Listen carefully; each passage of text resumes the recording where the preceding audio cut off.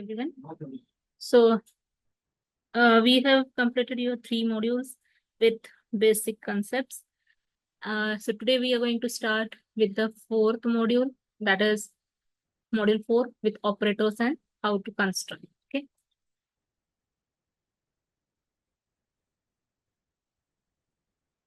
Now we are going to see the different types of operators in Java or any programming languages. They support some operators. So first of all, what are the operators? So there are basically 2 types of operators. First one is arithmetic operator. So we use this for arithmetic operations, right? So you know that for addition, subtraction, multiplication, division, and the last one is known as modulus. Okay, this is a percentage sign, but here in the programming language, we always use this for modulus. It gives you reminder whenever you are doing the divide operation. So we are getting the quotient value, but when we use this modulus sign, it will basically give you the reminder of the after divide operation. Okay, then the increment and decrement operators, the plus and minus is the increment and decrement operator. Assignment operators, we basically use the assignment operators for assigning some value to any variable using equal to, and these are known as shorthand operators. Basically, these are also assignment operators, but known as shorthand operators. We are going to see this practically. Relational operators, so less than, greater than, less than equal to, greater than equal to, not equal to. These are the relational operators which are basically used for checking the conditions. So we will see these relational operators after learning the control statements. Then the logical operators, these are known as and, or, and not. So here these are used for combining multiple conditions. Next one is conditional operator. In the conditional operator, we use 2 symbols. That is first one is question mark and second one is code. Okay. Then the bitwise operators. In the bitwise operators, these are basically perform the operations on bits. You know that the computer uses bits representation, right? So here everything will be this performed in bits, and or XOR, one's complement, left shift, right shift. These are the operators which are used for bit directly on the bits value. Okay, so we will see these operators practically. So first of all, we are going to see the basic arithmetic operators. So you know that arithmetic operators are plus, minus, multiplication, division, and this is known as mod. Okay, or modulus. Short, we use it for mod. So here we are going to create 2 variables of integer type. You can use any other data type also. This is a variable, and I am declaring second b variable also here with some value. Okay. Now first we will do the addition. So we can perform the addition in, you can create a third variable add to store the addition value a plus b, so that whatever the value hold into this variable will be added, and this will be stored into the third variable, that is add variable. The memory allocation for this will be different. Okay, so here you can use this syntax to use it for third variable to store the calculated value. If you need it later, you can use this third variable. So here I am displaying addition of, I want to display the a and b values also. So here I am displaying first a variable value. We are constructing a proper statement. Okay, plus this plus will be displayed in the output. Okay, after plus I want to display b variable value, then equal to value, so equal to symbol. After equal to, I want to display actual value of this addition. Okay, so here we are combining this using plus operator. So here the plus has 2 meanings. One is we are using it for addition purpose, and second is we are using it for concatenation purpose. Okay, so whenever you are using it inside this string data, it is basically used for concatenation. Directly it will not add. Okay, it will not perform addition operation. It will be used for basically concatenation operation. Okay, so we are concatenating strings. So this is add. I'm saving this operators.java file and executing it. So you can see we are getting the values of a variable and b variable with the addition symbol equal to symbol, and then the actual addition will be done. Suppose you thought that you want to, instead of this third variable value, you can use the same syntax also. Instead of this third variable value, you can directly calculate the value here using a plus b. But as I said, we want to perform the mathematical operation here, and we don't want to use this plus for concatenation. So that is why we have to embed this expression inside brackets. Okay, so as you know that in mathematics we use brackets for calculation purpose, right? So for expression. So similarly, if you want to use this plus symbol for addition, then you have to embed that complete statement inside one bracket. Okay, so whenever we are doing this, I am saving the file, will execute. You can check here, we are getting the same. But instead of this, if you miss this, if you are not giving the brackets and you are directly executing this, then it will display the a and b variable values instead of the calculated value. Okay, that is why whenever you want to use plus symbol for addition as an expression, then compulsory you have to use brackets.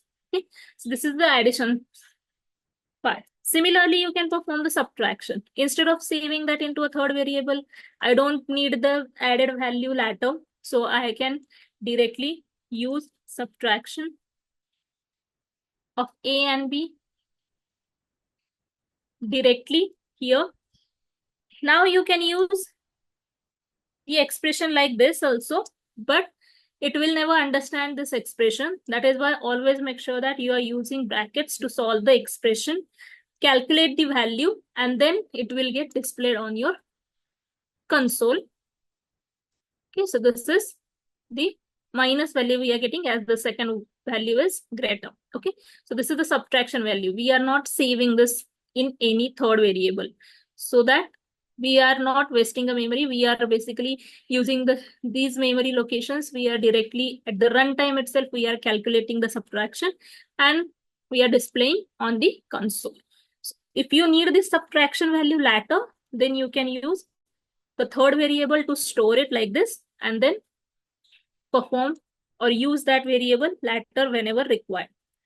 Next is multiplication. Multiplication of a and b. It is a simple multiplication, right? So we are using star symbol here for multiplication. So here we are multiplying a and b value. We'll execute. So you can see this is the a and b variable value, and this is whatever the multiplication value is. Now you can, if we are, instead of using integer data type, if we are using any byte short data type, then this calculated value may be greater one, and it will not get saved or displayed, or it will just get converted into the integer and get displayed. Okay, so the internal casting will be done. Typecasting will be done. You know that we have already seen the typecasting concept.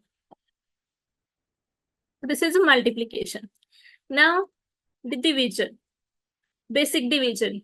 This is everything you know from your school life also, right? So we are basically dividing. Now here a divided by b I am using. Okay, so a divided by b, we are using integer data type itself, so we will only get the value, quotient value. Okay, but we are not getting the point value. If you want to use this, or if you want this should be displayed in a with the decimal, then you can use double variable div is equals to perform this operation a divided by b, and then you can concatenate div variable here into the system.out.println.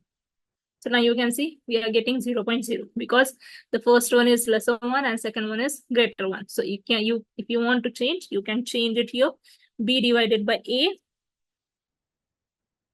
I'm changing here also B divided by A, and whatever the value we are getting, that we will get displayed here as 6.0. Okay, so this is division. So you know that we have performed division. Now, similarly, this will give you remainder. This division is going to give you quotient value. Okay, but we want remainder of your calculated division. Okay, whenever you want remainder, then we use the modulus operator. We are going to use modulus operator, that is a percentage symbol. Short form is mod of B mod A. Okay, so instead of this, I am using expression B mod A. If this is completely divisible, so B variable value, that is 9645, is completely divisible by A, then we will get 0 as the remainder. And if it is giving you some remainder like 1, 2, 3 value, then that will get here displayed here.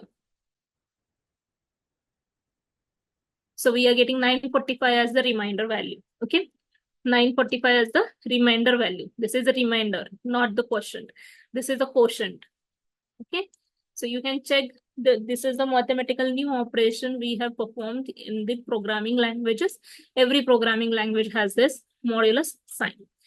Now, the next is increment and decrement operator. Any doubt in this? No, ma'am. The increment decrement operator, we have two symbols, plus and minus. Okay, but we are going to use this plus and minus symbols, or the increment operator plus and minus you can say. We are going to use these plus and minus in two ways. Those two ways are pre and post. As the name suggests, pre means पहले, post means बाद में. ठीक है, तो pre increment होगा, pre decrement होगा, post increment होगा, post decrement होगा. बट किसके प्री और किसके पोस्ट, ये हम देखेंगे थ्रू एग्जांपल डायरेक्टली. सो यहाँ पे मैं एक वेरिएबल डिक्लेयर कर रही हूँ, integer variable x is equals to 10. ठीक है, तो सबसे पहले x वेरिएबल की वैल्यू 10 है. We will display that 10 value here. Value of x is equals to x variable. Okay, now यहाँ पे मैं एक लाइन ऐड करती हूँ, सो आपको समझ में आएगा.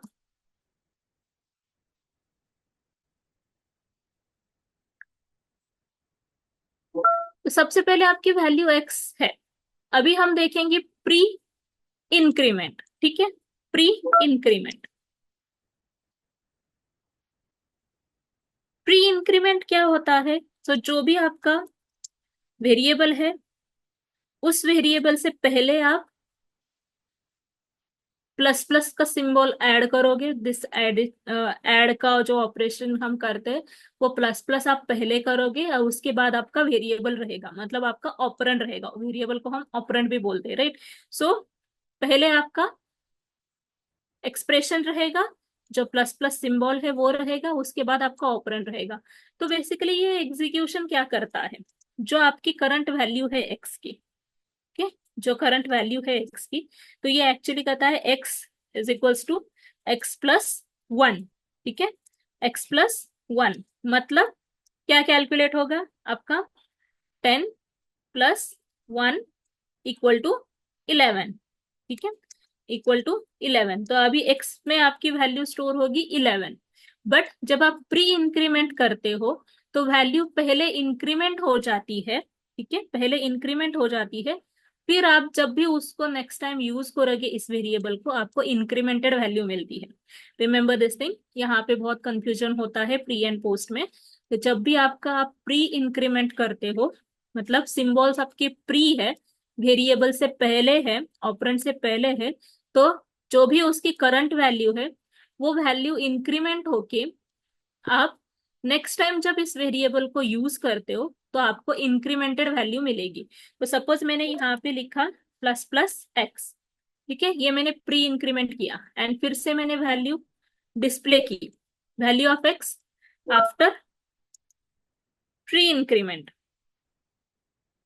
आफ्टर प्री इंक्रीमेंट, तो आपको यहाँ पे वैल्यू मिलेगी 11, क्योंकि हमारी वैल्यू पहले इंक्रीमेंट हुई है, हमने यहाँ पे यूज किया है एक्स वेरिएबल को, बट यहाँ पे एक्स प्लस प्लस किया था, इसकी वजह से प्री इंक्रीमेंट हो गई है एंड उसके बाद आपको वैल्यू यहाँ पे दिख रही है 11।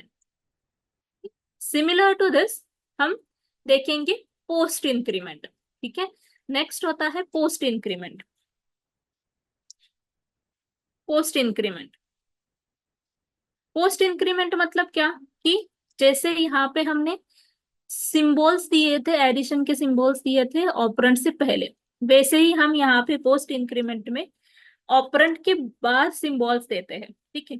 इसका मतलब क्या होता है, ये भी वही ऑपरेशन परफॉर्म करता है, यही ऑपरेशन परफॉर्म होता है x is equals to x plus one, मतलब जो भी एक्स प्लस वन की वैल्यू है वो एक्स वेरिएबल में ही स्टोर होगी, x is equals to x plus one.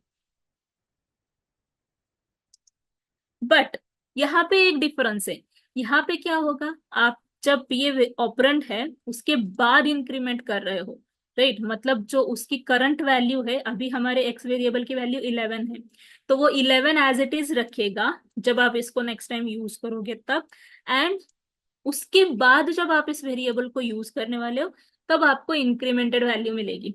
Operation वही होता है, 11 plus one is equals to 12, but ये वैल्यू आपको 12 वैल्यू इमीडिएट नहीं मिलेगी, इमीडिएटली कब मिलती है, सिर्फ प्री इंक्रीमेंट हो तो। अगर हमने यहाँ पे पोस्ट इंक्रीमेंट में, अभी पोस्ट इंक्रीमेंट का स्टेटमेंट दिखाने के लिए मैं यही सेम सेम स्टेटमेंट यहाँ पे यूज करती हूँ, एक्स विथ पोस्ट इंक्रीमेंट, ठीक है। पोस्ट इंक्रीमेंट में यहाँ पे इसकी वैल्यू प्लस प्लस देती हूँ, ठीक है।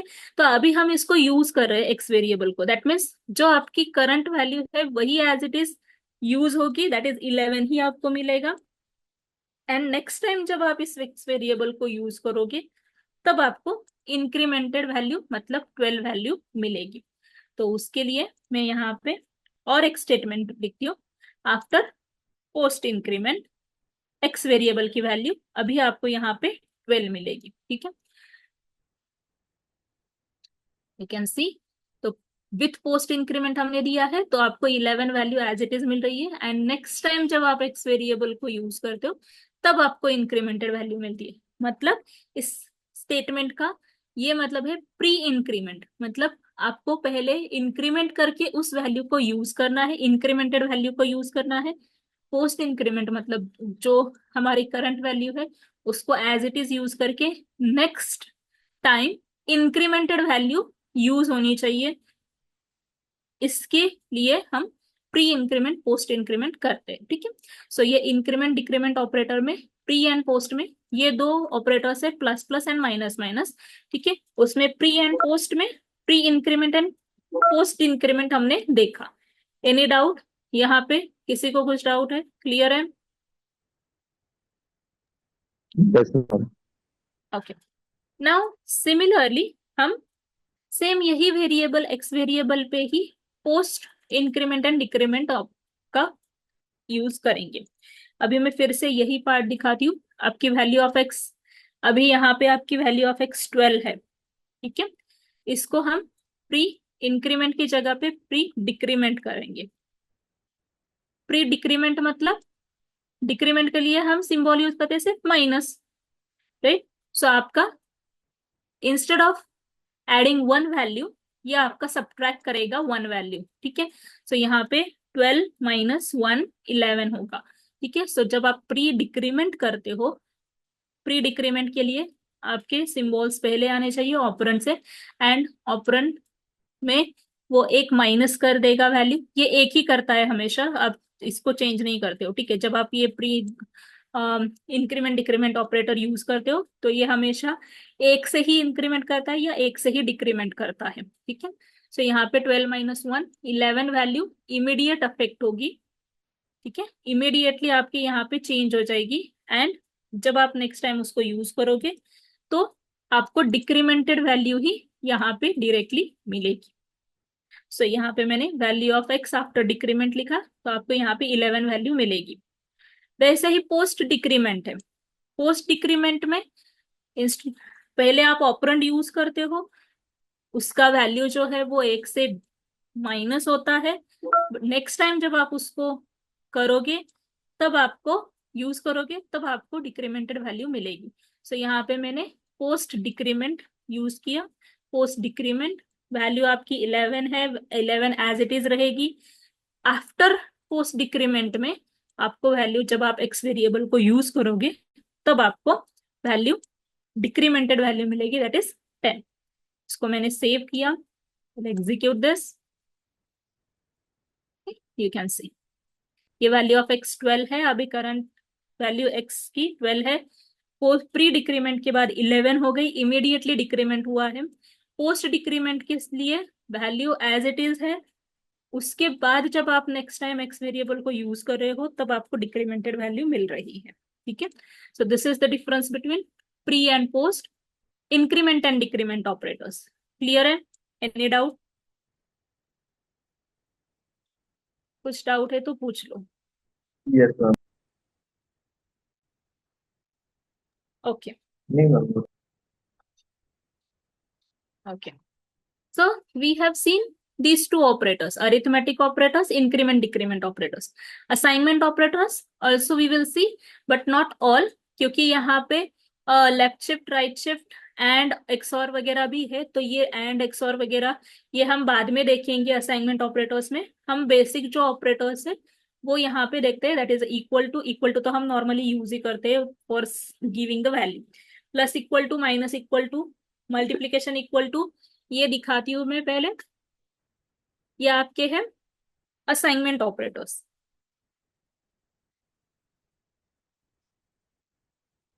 असाइनमेंट ऑपरेटर्स, ठीक है। सो असाइनमेंट ऑपरेटर्स में सबसे पहले हम देखेंगे प्लस इक्वल टू, ठीक है, माइनस इक्वल टू। एक बताऊंगी तो आपको बाकी के समझ में आ ही जाएंगे, फिर भी मैं यहाँ पे लिखती हूँ division equal to and modulus equal to, ठीक है। सो असाइनमेंट ऑपरेटर नॉर्मली जो हम एडिशन करते हैं, ठीक है। सपोज अगर मुझे, मेरे पास एक वेरिएबल है, इंटीजर टाइप का वेरिएबल है, suppose the variable is y, जिसको मैंने वैल्यू दी है 635। मुझे इसी वेरिएबल में वैल्यू सेव करनी है और इसी वेरिएबल को जो करंट वैल्यू है उसमें कुछ डेटा ऐड करना है। अगर मैं ये यूज करती हूँ इंक्रीमेंट ऑपरेटर तो एक ही वैल्यू ऐड होती है, राइट। बट मुझे एक ही वैल्यू नहीं, थोड़ी ज्यादा वैल्यू ऐड करनी है, बट सेव इसी वेरिएबल में करना है, मतलब मेमोरी लोकेशन वही होनी चाहिए, वेरिएबल नेम वही होना चाहिए। तब हम क्या करते हैं, सो बेसिकली द स्टेटमेंट ये ऐसे होता है, y का हमारा जो करंट वैल्यू है 635, उसमें मुझे 100 ऐड करने हैं, ठीक है। तो ये स्टेटमेंट क्या हुआ, y is equals to y plus 100, right. So इसी को हम शॉर्ट स्टेटमेंट हम लिख सकते हैं, जिसको हम शॉर्ट हैंड ऑपरेटर्स भी बोलते हैं, ठीक है, इसको हम शॉर्ट हैंड ऑपरेटर्स भी बोलते हैं। इसी को हम शॉर्ट करेंगे। शॉर्ट कैसे करना है, अभी ये स्टेटमेंट है y, सेव किस में करना है, ये दोनों ऑपरेटर्स जो है वो सेम है, दोनों वेरिएबल्स जो है वो सेम है, राइट। तो यहाँ पे एक ही टाइम इस वेरिएबल को हम लेंगे एंड इन दोनों को हम कंबाइन करेंगे शॉर्ट हैंड के लिए, प्लस इक्वल टू, उसके बाद जो भी वैल्यू आपको ऐड करनी है वो आप ऐड करोगे। तो एक्चुअली में स्टेटमेंट ऐसे होता है, उसको हम शॉर्ट हैंड इस तरीके से लिखते हैं, ठीक है। इसको हम शॉर्ट हैंड बोलेंगे। शॉर्ट हैंड में y वेरिएबल में ही y का ही डेटा हम ऐड कर रहे हैं 100 वैल्यू के साथ एंड उसको हम दिखा रहे हैं। System dot out dot println value of y after addition, तो यहाँ पे मैं y वेरिएबल को कॉन्केटनेट करती हूँ, सो आपको y वेरिएबल की वैल्यू दिखाई दे। ओके, सो सिमिलरली आप यहाँ पे इन सबको, अभी ये वेरिएबल तो वही है, y में ही सेव होने वाला है, कैसे भी करो आप, ठीक है। आफ्टर सब्ट्रैक्शन, अभी मैं यहाँ पे सब्ट्रैक्शन के लिए शॉर्ट हैंड ऑपरेटर यहाँ पे यूज कर रही हूँ। y माइनस इक्वल टू, मुझे माइनस करना है 20 वैल्यू, ठीक है। तो ये वेरिएबल वैल्यू चेंज होगी, माइनस होगी। जो करंट वैल्यू है 735, यहाँ पे वैल्यू 735 है, 735 से 20 माइनस होंगे, एंड जो वैल्यू है वही वाई वेरिएबल में चेंज होगी। मतलब मेमोरी लोकेशन वही है, जब भी आप इस तरीके से यूज करते हो तो जो मेमोरी अलोकेटेड है वाई वेरिएबल के लिए वहीं पे ये सब कुछ चेंज होता है, ठीक है। उसी मेमोरी लोकेशन पे वैल्यू आपकी चेंज होगी। Okay, so 715 is the value we are getting here.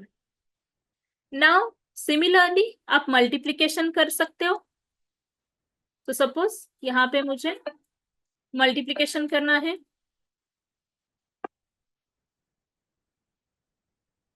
Multiplication करना है तो इसको मैं मल्टीप्लाई इक्वल टू करती हूँ वैल्यू, तो 715 इंटू 2 होगा, ठीक है। 715 इंटू 2 होगा, जो वैल्यू आएगी वो अगेन बाई वेरिएबल में सेव होगी। सिमिलरली आप डिवीजन कर सकते हो,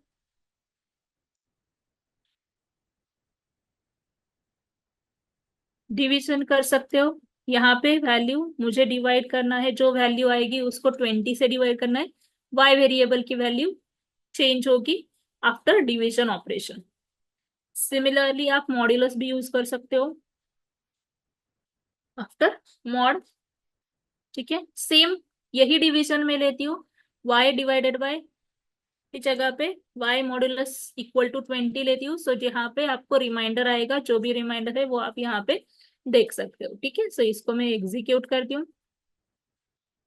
सो यहाँ तक हमने देखा मल्टीप्लीकेशन आपका 1430 आ रहा है, डिवीजन आपका 71 आ रहा है, ठीक है, एंड रिमाइंडर आपको मिल रहा है 11, ठीक है। सो ये आपके मॉड में रिमाइंडर लिखती हूँ यहाँ पे, ये आपके शॉर्ट हैंड ऑपरेटर्स है, ठीक है। तो ये इसकी वजह से आपको बहुत सारे टाइम, अगर ये इंक्रीमेंट और डिक्रीमेंट करने हैं तो ये सिर्फ एक वैल्यू से ही हम इंक्रीमेंट डिक्रीमेंट कर सकते हैं।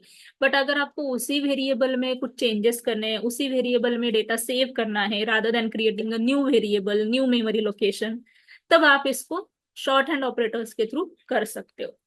Clear assignment operators? Yes, ma'am. Okay, assignment में बाकी के जो है वो हम बाद में देखेंगे, जब आपको बाकी के समझ में आएंगे तब मैं बताती हूँ, ठीक है।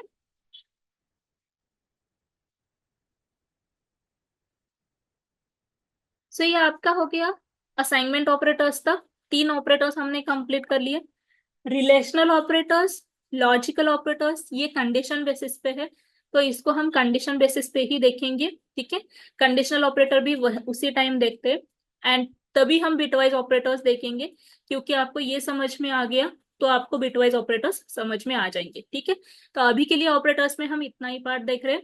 अभी नेक्स्ट पार्ट आपके कंडीशंस कैसे चेक करने ये समझ में आने के बाद ही बताऊंगी, ठीक है। सो ऑपरेटर्स प्रेसिडेंस होता है, आपके मैथमेटिक्स में भी हम ऑपरेटर्स प्रेसिडेंस देते हैं, राइट। अगर ब्रैकेट्स में हमने कुछ स्टेट ये लिखा है, एक्सप्रेशन लिखा है, तो पहले वो एग्जीक्यूट करना होता है। पहले प्रेसिडेंस हमारे पास मल्टीप्लिकेशन या डिवीजन को दिया जाता है, वैसे ही प्रेसिडेंस हमारे प्रोग्रामिंग में भी होता है, ठीक है। सो सबसे पहला प्रेसिडेंस हमें देना पड़ता है, ये नॉट का सिंबल है, एक्सक्लेमेशन मार्क, नॉट के लिए यूज होता है। प्लस माइनस यूनरी ऑपरेटर्स जो है उनको दिया जाता है हाईएस्ट प्रायोरिटी। उसके बाद आता है आपका multiplication, division and modulus symbols, जिसको हम सेकेंड हाईएस्ट प्रायोरिटी देते हैं, प्रेसिडेंस देते हैं। तो अगर आपके एक्सप्रेशन में ये कहीं पे भी आ रहा है तो ये एक्सप्रेशन पहले सॉल्व होगा, उसके बाद नेक्स्ट वाले एक्सप्रेशन सॉल्व होंगे। प्लस माइनस को थर्ड दिया जाता है precedence, then less than equal to, greater than equal to, इसके लिए फोर्थ दिया जाता है। Equal to and not equal to को फिफ्थ प्रेसिडेंस होता है। एंड के लिए सिक्स्थ प्रेसिडेंस होता है, और के लिए सेवेंथ होता है, एंड असाइनमेंट ऑपरेटर के लिए लोएस्ट होता है, क्योंकि कैलकुलेटेड वैल्यू जो होगी वो हमें असाइन करनी होती है लेफ्ट हैंड साइड को, जो भी आपका वेरिएबल रहेगा उसको, राइट। राइट हैंड साइड का आपका एक्सप्रेशन कैलकुलेशन करके लेफ्ट हैंड साइड को असाइनमेंट करना है।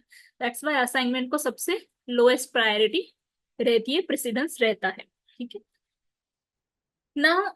ऑपरेटर्स की एसोसिएटिविटी होती है। एसोसिएटिविटी मतलब किस तरीके से, कौन से साइड से आपको इसको एग्जीक्यूट करना है, राइट टू लेफ्ट करना है, लेफ्ट टू राइट करना है, ये होता है एसोसिएटिविटी। तो हमने प्लस प्लस ऑपरेटर देखा, माइनस माइनस ऑपरेटर देखा, राइट। इसको post plus increment and post plus decrement भी बोलते हैं। तो इसको हमेशा राइट टू लेफ्ट एसोसिएटिविटी, इसकी राइट टू लेफ्ट है, राइट टू लेफ्ट इसको हमें सॉल्व करना होता है। Plus plus prefix, prefix is nothing but pre increment and pre decrement. Post होगा तो पहले post post increment and post decrement का था, यहाँ पे pre increment and pre decrement है। या फिर नॉर्मल प्लस साइन है, यूनरी प्लस साइन है, यूनरी माइनस साइन है, लॉजिकल निगेशन है, बिटवाइज कॉम्प्लीमेंट है, कास्ट ऑपरेशन है। ये सब की एसोसिएटिविटी राइट टू लेफ्ट होती है, मतलब एग्जीक्यूशन जो होगा हमेशा राइट टू लेफ्ट होगा। मल्टीप्लीकेशन, डिवीजन एंड रिमाइंडर, ये तीनों modulus operator and division and multiplication का जो ऑपरेशन है वो हमेशा लेफ्ट टू राइट होते हैं, ठीक है, हमेशा लेफ्ट टू राइट कैलकुलेट होते हैं। प्लस माइनस जो है एडिशन और string concatenation and subtraction left to right होंगे, इसका आपका एसोसिएटिविटी हमेशा लेफ्ट टू राइट रहेगी। Left shift, right shift, unsigned right shift, sign right shift, ये भी है, उसके लिए भी लेफ्ट टू राइट है। ये तो आपको शिफ्ट ऑपरेटर्स, हम बिट वाइज ऑपरेटर्स पढ़ेंगे तब समझ में आएगा, बट ये भी आपका एग्जीक्यूशन हमेशा लेफ्ट टू राइट होता है। Now we are going to start with the decision statements. ये बहुत इंपॉर्टेंट होते हैं डिसीजन स्टेटमेंट्स, आपको सारे प्रोग्रामिंग लैंग्वेजेस में इसी के बेसिस के ऊपर आपको पूरा एप्लीकेशन लिखना पड़ता है, ठीक है। सो आपको ये बहुत समझना बहुत जरूरी है। डिसीजन स्टेटमेंट्स में 3 to 4 different types of statements आते हैं। Decision as a name suggest, हमें डिसीजन लेने के लिए, हेल्प करने के लिए जो स्टेटमेंट्स दिए गए हैं इसको हम डिसीजन स्टेटमेंट्स बोलते हैं। इसको कंट्रोल स्टेटमेंट्स भी बोला जाता है, ठीक है। सो इसमें सबसे पहला होता है इफ स्टेटमेंट। इफ स्टेटमेंट में सिंटैक्स ये रहता है, if is a keyword, if keyword हम यूज करेंगे, ब्रैकेट में आपको जो एक्सप्रेशन टेस्ट करना है, जैसे कि मुझे चेक करना है कि एक नंबर है उसको ऑड है या इवन है चेक करना है, तो ऑड इवन की कंडीशन आपको डालनी है। या फिर जो नंबर मैंने दिया है वो 0 है कि नहीं चेक करना है, या फिर वो 0 से ग्रेटर है क्या, मतलब पॉजिटिव वैल्यू है क्या, अगर नंबर 0 से लेस है क्या, मतलब निगेटिव वैल्यू है क्या, वो चेक करना है। तो वो सब कुछ टेस्ट एक्सप्रेशन में हमें यहाँ पे लिखना पड़ता है। तो इस टेस्ट एक्सप्रेशन में हम यूज करते हैं रिलेशनल ऑपरेटर्स। एंड अगर मल्टीपल कंडीशंस देने हैं हमें, तो हम कंडीशंस कंबाइन करते हैं लॉजिकल ऑपरेटर्स के थ्रू। ये ब्लॉक रहता है इफ स्टेटमेंट का। यहाँ पे जो स्टेटमेंट्स, अगर ये कंडीशन सक्सेसफुली ट्रू हो रही है, तो जो स्टेटमेंट्स आपको एग्जीक्यूट करने हैं, जो एक्सप्रेशंस आपको एग्जीक्यूट करने हैं, वो इस ब्लॉक के अंदर आपको लिखना होता है। इसका फ्लो चार्ट इस तरीके से होता है, जहां पे सबसे पहले आपका कंट्रोल जो आएगा टेस्ट एक्सप्रेशन को आएगा, जो आपने एक्सप्रेशन दिया है वो एग्जीक्यूट होगा। उसके दो आउटपुट्स निकलते हैं जब भी आप इफ स्टेटमेंट में देते हो, कंडीशन चेक करते हो, तो उसका आइदर फॉल्स या ट्रू, दोनों में से एक ही आउटपुट निकलेगा, ठीक है। क्योंकि relational operators then logical operators, ये जो ऑपरेटर्स है हमेशा आपको बुलियन वैल्यू ही रिटर्न करते हैं, ठीक है। सो वो हमेशा आपको ट्रू फॉल्स में ही आउटपुट देगा। So either the test expression will be true, अगर कंडीशन ट्रू हो रही है तो ही आपका ये ब्लॉक ऑफ स्टेटमेंट्स एग्जीक्यूट होगा। इसमें आप सिंगल स्टेटमेंट भी लिख सकते हो, मल्टीपल स्टेटमेंट्स भी लिख सकते हो, as per your need, as per your requirement. अगर कंडीशन फॉल्स हुआ तो वो इमीडिएटली इस ब्लॉक के बाद में जो भी स्टेटमेंट्स रहेंगे उसको सीक्वेंशियल एग्जीक्यूशन के हिसाब से एग्जीक्यूट करना स्टार्ट करेगा। आपका ये ब्लॉक एग्जीक्यूट होने के बाद भी आपके ये स्टेटमेंट्स एग्जीक्यूट होते ही है, ठीक है। बट ब्लॉक कब एग्जीक्यूट होता है? Only if your test expression is true. तो सबसे पहले हम एक प्रोग्राम करेंगे, इसको मैं सेव करती हूँ। Will create another class, if statement करके मैंने एक स्टेट क्रिएट किया है, if statement and relational operators. इसी में दिखाऊंगी रिलेशनल ऑपरेटर्स।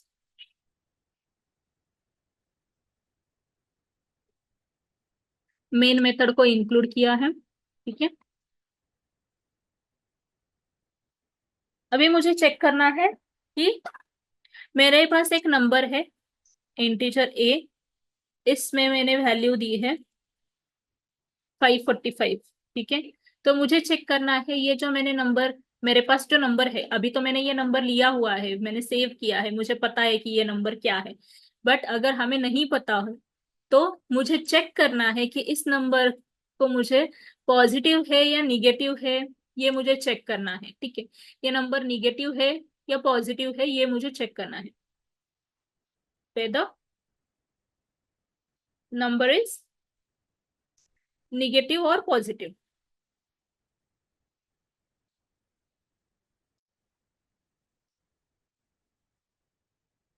ठीक है, ये मुझे चेक करना है। तो आपको तो नंबर लाइन तो पता होगी, जो बेसिकली स्कूल्स में पढ़ाई जाती है। बीच में जीरो होता है, लेफ्ट हैंड साइड में जो भी नंबर्स रहेंगे जीरो से वो सारे निगेटिव रहते हैं, राइट हैंड साइड जो भी नंबर्स है वो सारे पॉजिटिव रहते हैं, राइट। सो जीरो से बड़े वाले नंबर्स पॉजिटिव रहेंगे, जीरो से लेसर वाले नंबर्स सारे निगेटिव रहेंगे। तो हमें यहाँ पे कंडीशन देनी है। तो मैं यहाँ पे एक बुलियन वेरिएबल क्रिएट करती हूँ, बुलियन बी, जो टेस्ट करने वाला है, ठीक है, या फिर टेस्ट देते हैं, बुलियन टेस्ट। मुझे यहाँ पे रिलेशनल ऑपरेटर यूज करना है। सो रिलेशनल ऑपरेटर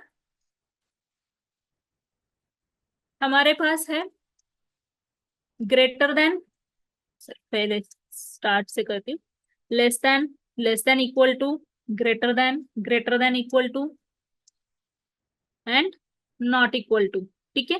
तो ये सारे जो है रिलेशनशिप बताते हैं, दो कंडीशंस में, दो वेरिएबल्स में जो भी रिलेशन हमें चेक करना है, वो चेक करने के लिए हम यहाँ पे इन रिलेशनल ऑपरेटर्स का यूज करते हैं। तो सबसे पहले मुझे यहाँ पे ऑपरेटर्स में चेक करना है कि जो नंबर मैंने दिया है ए वेरिएबल का, जो भी वैल्यू है वो मेरा लेस देन जीरो है कि नहीं, वो चेक करना है, ठीक है।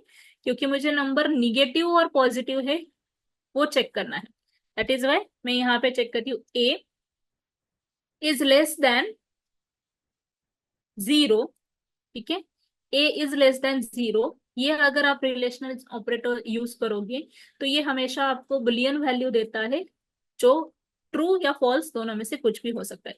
तो दिखाने के लिए मैं आपको सिर्फ यहाँ पे दिखा रही हूँ, value of boolean test is equals to test variable value, ठीक है। तो इसको हम देखेंगे कि ये ट्रू देता है या फॉल्स देता है। ट्रू है, क्यों? क्योंकि जो ए वेरिएबल की वैल्यू है माइनस है, सो दैट इज वाई ये कंडीशन आपकी सेटिस्फाई हो रही है, कंडीशन आपको ट्रू आउटपुट दे रही है।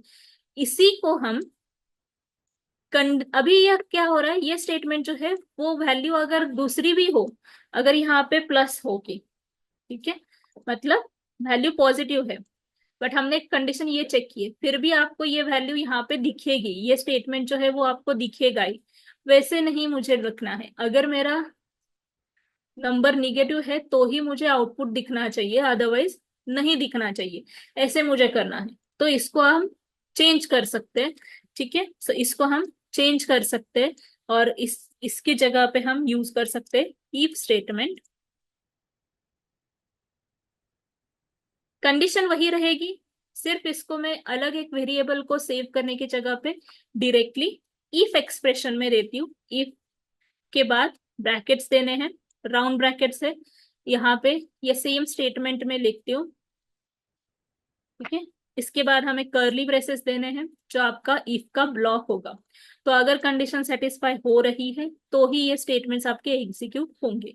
तो मैं यहाँ पे ये सेम स्टेटमेंट लिखती हूँ, बट वैल्यू ऑफ इस स्टेटमेंट को थोड़ा सा मॉडिफाई करेंगे। मुझे अभी दिखाना है ए वेरिएबल की वैल्यू जो है इज निगेटिव, ये स्टेटमेंट दिखाना है।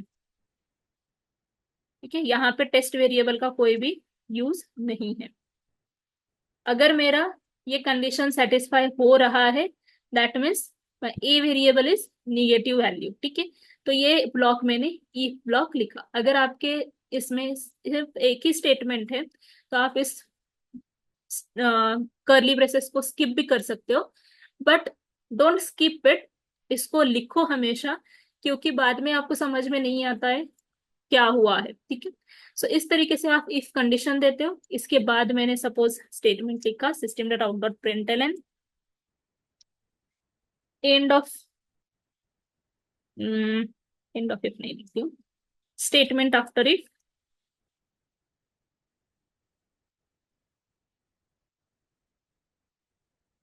स्टेटमेंट आफ्टर इफ, एंड इसमें मैं और एक स्टेटमेंट ऐड करती हूँ, एंड ऑफ इफ। ठीक है, सो ये दोनों स्टेटमेंट्स आपको आएंगे जब आपकी ए वेरिएबल की वैल्यू इस कंडीशन को सेटिस्फाई करती है। टेस्ट को सेटिस्फाई जैसे यहाँ पे हो रहा है, ट्रू ट्रू आ रहा है, वैसे ही अगर ये ए वेरिएबल की वैल्यू इस निगेटिव है एंड इस कंडीशन को सेटिस्फाई करती है, अगर ट्रू आउटपुट आता है तो ही ये ब्लॉक एग्जीक्यूट होगा। अगर ये फॉल्स रिटर्न करता है, यहाँ पे जैसे किया था, फॉल्स रिटर्न किया था जब मैंने वैल्यू चेंज की थी, तो अगर ये रिलेशनल ऑपरेटर आपको फॉल्स रिटर्न करता है तो आपको ये आउटपुट नहीं मिलेगा। ठीक है, डायरेक्टली आपको ये सिक्वेंशियल स्टेटमेंट मिलेगा, क्योंकि आपका कोड जो है लाइन बाय लाइन एग्जीक्यूट होता है। ठीक है, सो ये देखो, ये टेस्ट का वैल्यू ट्रू था, उसके हिसाब से हमने इफ कंडीशन ऐड की थी, तो आपको ये दोनों स्टेटमेंट इफ स्टेटमेंट से मिल रहे हैं, एंड स्टेटमेंट आफ्टर इफ आपको सिक्वेंशियल एग्जीक्यूशन के हिसाब से दिख रहा है। सिमिलरली अगर इस ए वेरिएबल की वैल्यू मैंने चेंज की टू पॉजिटिव नंबर, तो यहाँ पे भी कंडीशन फॉल्स हो रही है, यहाँ पे आपको फॉल्स आउटपुट दिखाई देगा, एंड ये कंडीशन फॉल्स हो रही है, तो ये ब्लॉक ऑफ स्टेटमेंट्स जो है वो एग्जीक्यूट नहीं होगा, डायरेक्टली नेक्स्ट स्टेटमेंट आपका एग्जीक्यूट होगा।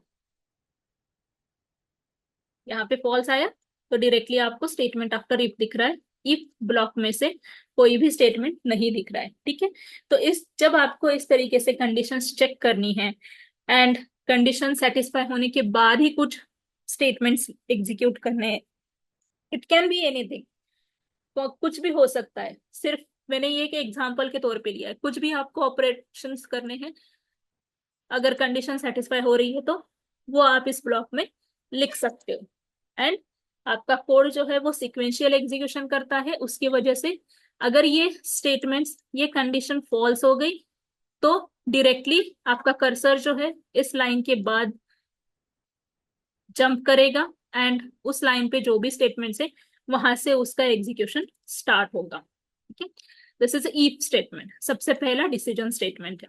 क्लियर है? Any doubt in if statement? कुछ डाउट है? No, ma'am. No, ma'am. Next, next decision statement is if else statement. ठीक है, जैसे अभी हमने इफ स्टेटमेंट देखा, तो कभी कभी क्या होता है कि मुझे अगर ये कंडीशन सेटिस्फाई होने के बाद,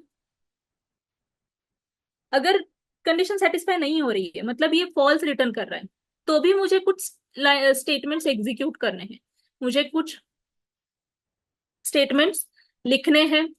जैसे कि अभी हमने यहाँ पे किया कि अगर ये नंबर निगेटिव नहीं है, ठीक है, ए इज ग्रेट लेस देन 0 नहीं है, मतलब ये नेगेटिव नहीं है, तो वो पॉजिटिव हो सकता है, राइट?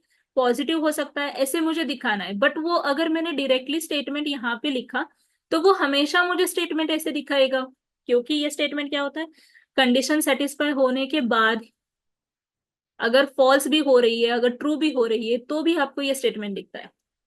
सो उसके लिए अगर कभी कंडीशन फॉल्स हो रही है एंड आपको कुछ स्टेटमेंट्स एग्जीक्यूट करने हैं, तब हम एल्स ब्लॉक का यूज करते हैं।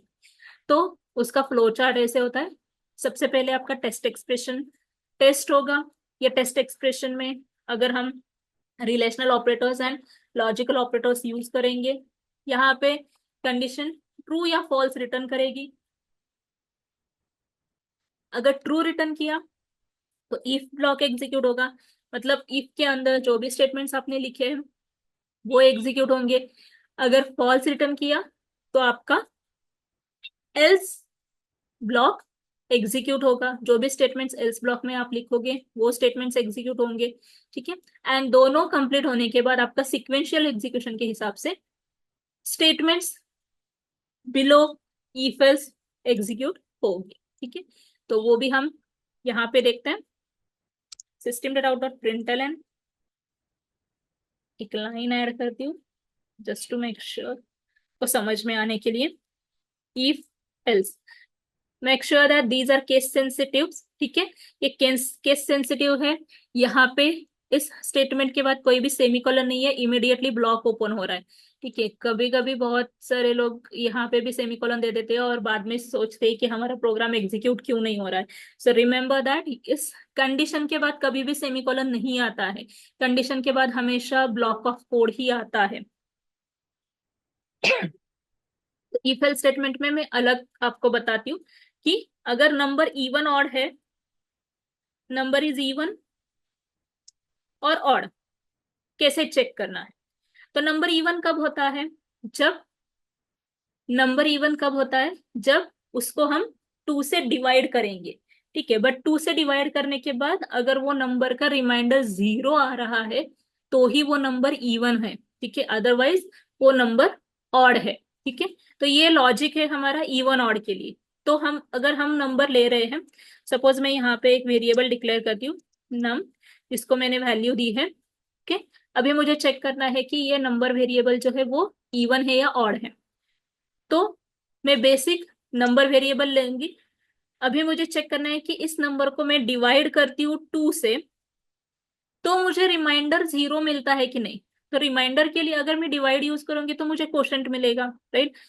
मुझे क्या करना पड़ेगा, रिमाइंडर के लिए मॉड यूज करना पड़ेगा। तो मैं यहाँ पे मॉड 2 यूज करती हूँ। ये एक्सप्रेशन है, ठीक है, नंबर मॉड 2, बट इसकी वैल्यू क्या होनी चाहिए, 0 होनी चाहिए। तो उसके लिए हम यहाँ पे और एक रिलेशनल ऑपरेटर यूज करते हैं, इक्वल टू इक्वल टू। तो अगर नंबर डिवाइडेड मॉड 2 मतलब रिमाइंडर मिलने के लिए हमने मॉड्यूलस यूज किया है, तो ये एक्सप्रेशन अगर 0 रिटर्न करता है तो ही हमें वो नंबर पॉजिटिव है, मतलब सॉरी इवन है ये दिखाना है। अगर वो नंबर इवन नहीं है तो वो ऑड होगा, राइट। सो यहाँ पे हम स्टेटमेंट दिखाएंगे, system dot out dot println keep statement for even odd. यहाँ पे मैंने ये जानबूझ के लिखा है आपको समझ में आने के लिए। ठीक है, statement start and end, and बीच में हम लिखेंगे आपका एक्चुअल स्टेटमेंट जो है, सॉरी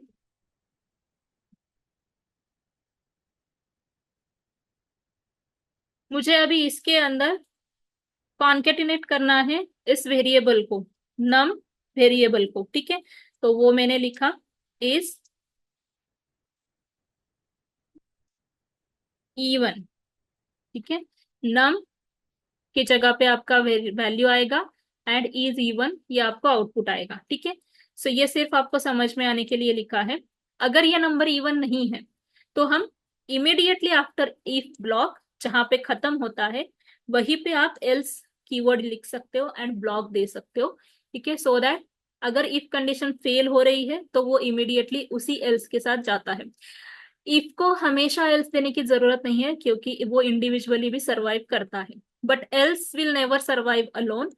एल्स ब्लॉक तभी आता है जब इफ स्टेटमेंट एग्जीक्यूशन फेल होता है। ठीक है, तो सिर्फ एल्स हम नहीं लिख सकते, उसके लिए इफ आपको लिखना जरूरी होता है। अगर इफ लिखा तो ही आप एल्स लिख सकते हो।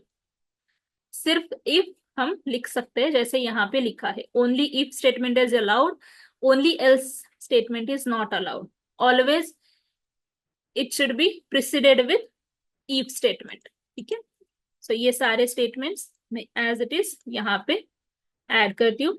यहाँ पे चेंज होगा एल्स स्टेटमेंट, ठीक है, end of else statement for even odd, and ये स्टेटमेंट चेंज हो रहा है मेरा ऑड के लिए। तो अभी 964 इज इवन नंबर, तो यहाँ पे हम एग्जीक्यूट करके देखते हैं। ओके, ये भी ऐड करती हूँ सो आपको समझ में आएगा। Statement after if else,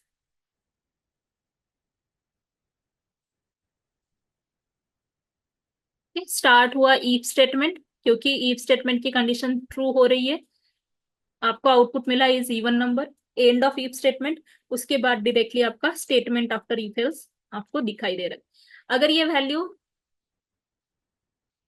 odd होती तो भी आपको एल्स ब्लॉक दिखता है, ठीक है, स्टार्ट एल्स स्टेटमेंट, एल्स का आउटपुट दिख रहा है, end of else statement, sorry, end of else statement and statement after if else, ठीक है। सो ये आपके इस तरीके से इफ एल्स स्टेटमेंट एग्जीक्यूट होते हैं, जहां पे आपको जब भी कोई कंडीशन सेटिस्फाई नहीं हो रही है तो आपको ब्लॉक ऑफ एग्जीक्यूशन करना है, ब्लॉक ऑफ कोड को एग्जीक्यूट करना है, तब आप यहाँ पे इसको यूज कर सकते हो। Clear? Any doubt? If else statement समझ में आया है? Yes, ma'am. ओके, ठीक है। Third one is if else statement, ठीक है। सो यहाँ पे हम इसको इफ एल्स इफ लैडर भी बोलते हैं, नेस्टेड इफ एल्स भी बोल सकते हैं। Nested if else is little bit different, but इसको लैडर भी बोलते हैं, क्योंकि यहाँ पे आप मल्टीपल कंडीशंस चेक कर सकते हो। इफ कंडीशंस, ठीक है, जो नॉर्मली हम सिर्फ इफ कंडीशन के थ्रू करते हैं, वही हम कंबाइन करेंगे इफ एल्स इफ स्टेटमेंट से। तो अगर फर्स्ट कंडीशन आपको ट्रू आउटपुट दे रही है तो फर्स्ट इफ ब्लॉक एग्जीक्यूट होगा। अगर इस एक्सप्रेशन ने आपको फॉल्स आउटपुट दिया तो वो नेक्स्ट कंडीशन चेक करने जाएगा, that is a test expression 2। इस कंडीशन ने अगर आपको ट्रू आउटपुट दिया तो ये सेकंड वाला जो इफ ब्लॉक है वो एग्जीक्यूट होगा। अगर ये इसने भी आपको फॉल्स आउटपुट दिया तो वो नेक्स्ट एक्सप्रेशन को जाएगा। जितने भी आप एक्सप्रेशन यहाँ पे लिखोगे उतने एक्सप्रेशन वो चेक करते जाएगा। अगर कोई भी मैचिंग नहीं मिला, कोई भी कंडीशन ट्रू नहीं हो रही है, तो एट द एंड आपका एल्स ब्लॉक एग्जीक्यूट होता है। If all the conditions are failing, अगर सारे कंडीशंस फॉल्स रिटर्न कर रहे हैं तो ही आपका एल्स ब्लॉक एग्जीक्यूट होता है। एंड उसके बाद आपके स्टेटमेंट्स ऑफ एग्जीक्यूशन जो भी सिक्वेंशियल एग्जीक्यूशन के हैं वो दिखेंगे, ठीक है। तो इसको भी हम देखते हैं यहाँ पे इफ एल्स इफ स्टेटमेंट्स।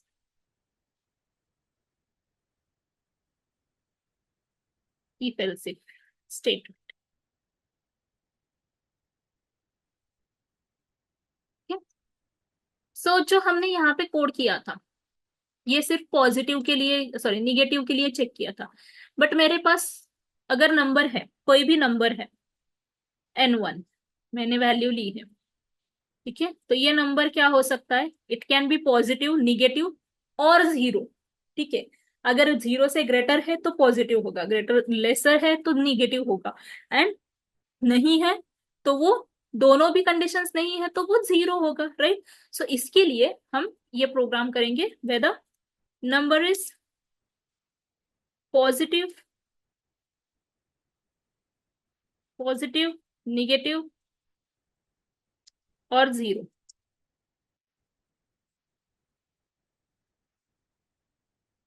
ठीक है। यहाँ पे मल्टीपल कंडीशंस है, तो अगर अगर हमने ये नॉर्मल इफ एल्स स्टेटमेंट से किया तो ये किस तरीके से होगा?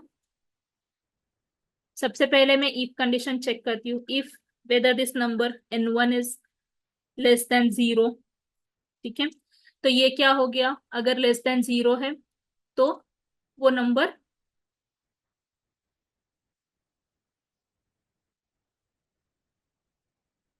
सेकंड कुछ तो गड़बड़ हुआ है यहाँ पे।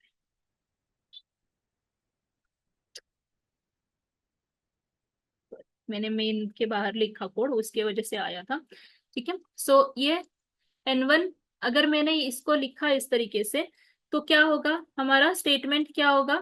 System dot out dot println number is, that is n1 variable value is negative, but हम डायरेक्टली डिसाइड नहीं कर सकते ना कि वो निगेटिव है, क्योंकि यहाँ पे हमने लेस देन साइन यूज किया है, राइट। तो इसमें हम जीरो के लिए भी चेक कर सकते हैं। कैसे चेक करेंगे? तो अगर हम अलग अलग इफ स्टेटमेंट्स भी लिख सकते हैं, N1 is equal to zero. अगर जीरो है तो इस तरीके से हमने जीरो के लिए लिखा, that N1 is zero.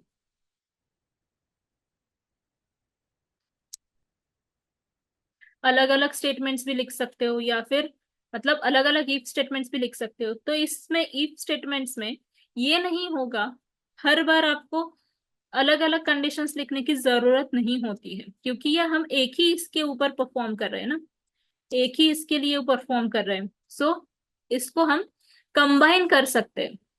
Combine कर सकते हैं, किस तरीके से कंबाइन कर सकते हैं? तो उसके लिए हमें यूज करना होगा इफ एल्स इफ स्टेटमेंट। तो अगर ये कंडीशन सेटिस्फाई नहीं हो रही है तो मैं इसमें लिखती हूँ कि एल्स इफ।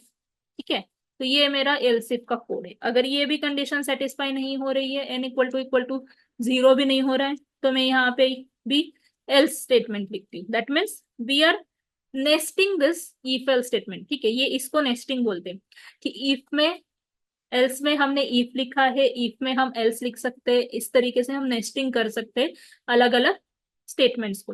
बट इसकी जरूरत नहीं है, हम इसको एक साथ कंबाइन कर सकते हैं using if else if statement.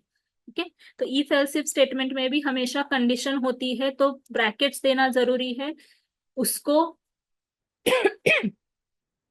ये देने की जरूरत नहीं है, सेमीकोलन देने की जरूरत नहीं है।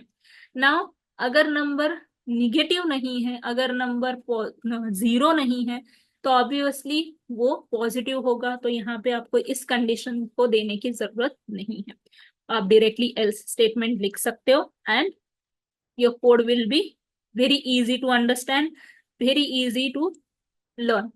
क्या किया हमने? एक कंडीशन दी, चेक की whether that number is less than zero, that means वो नंबर है निगेटिव। अगर निगेटिव नहीं है तो हमने चेक किया जीरो के लिए, वो N1 वैल्यू जीरो है कि नहीं चेक की। अगर जीरो है तो हमें ये आउटपुट मिलेगा। अगर जीरो भी नहीं है, ये कंडीशन भी फॉल्स हो रही है, तो आपका एल्स ब्लॉक एग्जीक्यूट होगा, क्योंकि जीरो नहीं है, निगेटिव नहीं है, तो ऑब्वियसली वो पॉजिटिव ही होगा, राइट। सो यहाँ पे डायरेक्टली और एक कंडीशन ऐड करने की जरूरत नहीं है, आप डायरेक्टली एल्स स्टेटमेंट दे सकते हो। ठीक है, this is the if else if statement. 62 is positive, right. यहाँ पे अगर मैंने वैल्यू चेंज की, जीरो दी, तो हमें ये आउटपुट मिलेगा जीरो का। जहां पे मिल रहा है वहीं से नेक्स्ट आपका statement after if else if दिखाई देगा।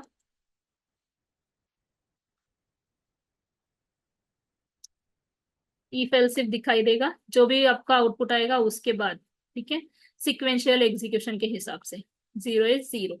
यहाँ पे वैल्यू अगर मैंने चेंज की तो पॉजिटिव आएगा, अगर मैंने साइन दिया निगेटिव का तो निगेटिव आएगा। ठीक है, तो जो भी मैचिंग कंडीशन है वही सिर्फ एग्जीक्यूट हो रही है एंड उसी का स्टेटमेंट्स आपको दिख रहे दिख रहे हैं, राइट। बाकी के स्टेटमेंट्स आपको नहीं दिख रहे हैं। क्लियर है if else if statement? Any doubt? किसी को कुछ डाउट है इसमें? No, ma'am. No, ma'am. Okay, सो आज के लिए हम यहीं पे स्टॉप करेंगे। इसमें ही इफ एल्स इफ स्टेटमेंट में ही लॉजिकल ऑपरेटर्स का एक प्रोग्राम हम कल करेंगे, मतलब नेक्स्ट सेशन में करेंगे। ठीक है, एंड उसके बाद नेक्स्ट लूप कंट्रोल्स के लिए बाद में पढ़ेंगे। ठीक है, क्लियर? अगर कुछ Yes, ma'am. डाउट होगा तो आप पूछ लो। Ma'am, actually, today I have joined demo class, so just want to know that what syllabus you will cover in Java. Can you just give some over a little bit, I mean, the topics that you will cover? Just So the topic will be we are going to cover, currently we are focusing on core Java concept. So all the multi-threading, exception handling and all those topics, collection framework will be taught to you. Okay, we are going to, constructor. that is a, yes, that is a basic concepts from any coding. ठीक है, तो हाँ वो रहेगा ही। उसके साथ advance part में, मतलब जावा, कोर जावा के कंसेप्ट्स में रहता है आपके सारे OOP concepts, abstraction, then sorry abstraction रहेगा, एनकैप्सुलेशन रहेगा, पॉलीमॉर्फिज्म कंसेप्ट रहेंगे, कंस्ट्रक्टर्स वगैरह वो भी रहेगा, क्लासेस ऑब्जेक्ट्स कैसे क्रिएट करने हैं वो भी रहेगा, मल्टी थ्रेडिंग रहेगा, एक्सेप्शन हैंडलिंग रहेगा, कलेक्शन फ्रेमवर्क रहेगा। आपको सिलेबस कॉपी आप सर से पूछ लो, वो आपको दे देंगे सिलेबस कॉपी। ठीक है, ठीक है मैम।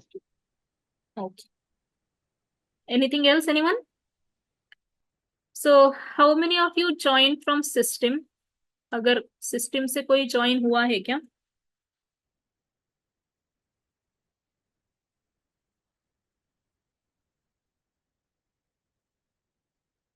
ओके, ठीक है, नो प्रॉब्लम।